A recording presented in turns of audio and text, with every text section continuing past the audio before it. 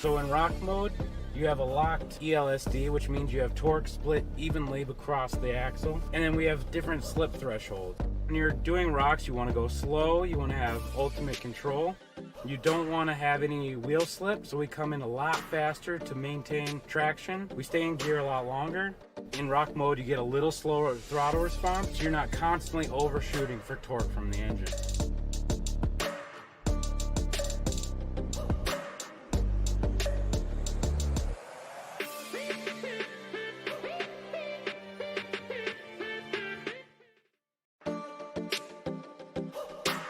When you're climbing a steep hill or you're going down a steep hill, you want having a technology to help the driver out. So we have a speed select button, and you can set your speed on the dash using the paddle shifters.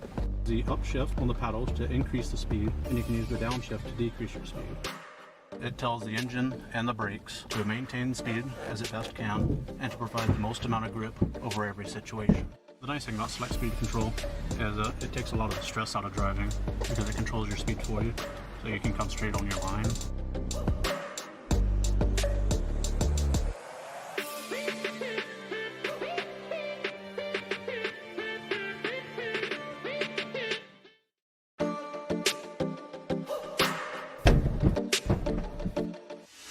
When you're out here off-roading, you always want to make sure your vehicle is well protected, and that's why we at Jeep make sure every vehicle is equipped with skid plates.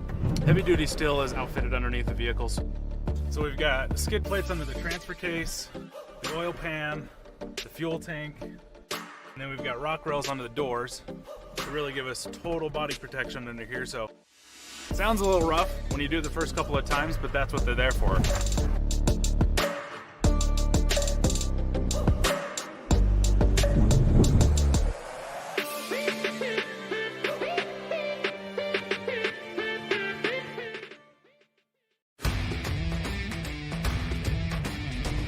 The idea behind a limited slip is that you're able to transfer the engine torque to both sides. So when you're going around a corner just driving normally, we allow it to be an open differential. We want that difference in wheel speed. But when you are rock crawling and you want power, if one side is low traction, one side is high traction, we can send all the power to the high traction just like a locker. And we can have anywhere in between. So if we just want to put a little bit of power, as much as we can, on one side, we can put the rest of it on the other side. At all times, get the maximum traction out of the vehicle.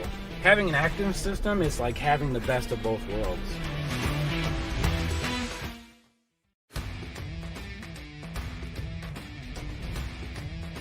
With these adaptive systems we have on the car, we can easily go to sand mode.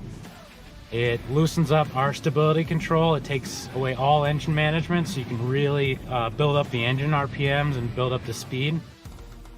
Throttle calibration, so that's how you can make throttle changes a lot quicker than you would want to make on rock. You go to sports shifting with the transmission, shifts happen quicker and they happen on a totally different shift map, so we hold the gears a little bit longer so you can maintain the momentum.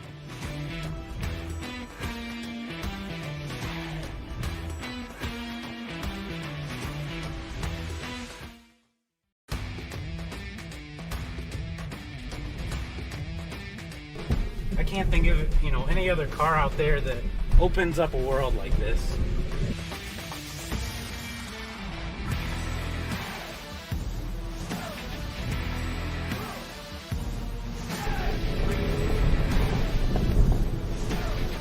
We can easily go to sand mode.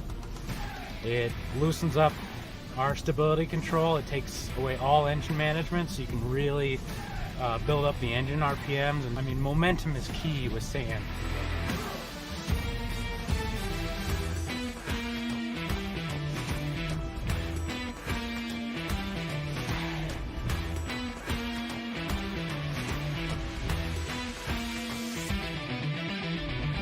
What our active system is able to do with the ELSD is we can vary the torque across the sides.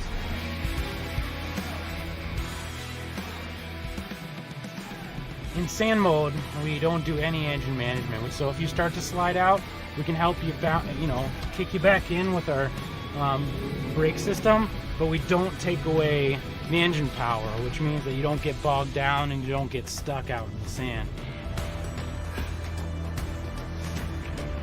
The great thing about Moab These obstacles are just constant and relentless, one right after the other.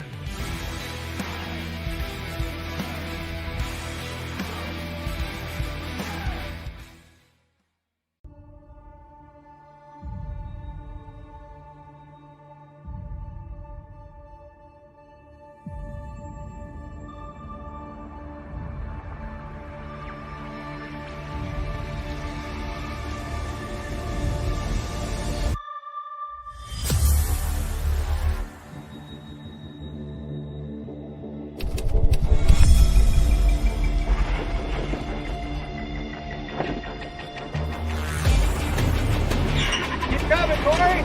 Keep coming! Keep coming!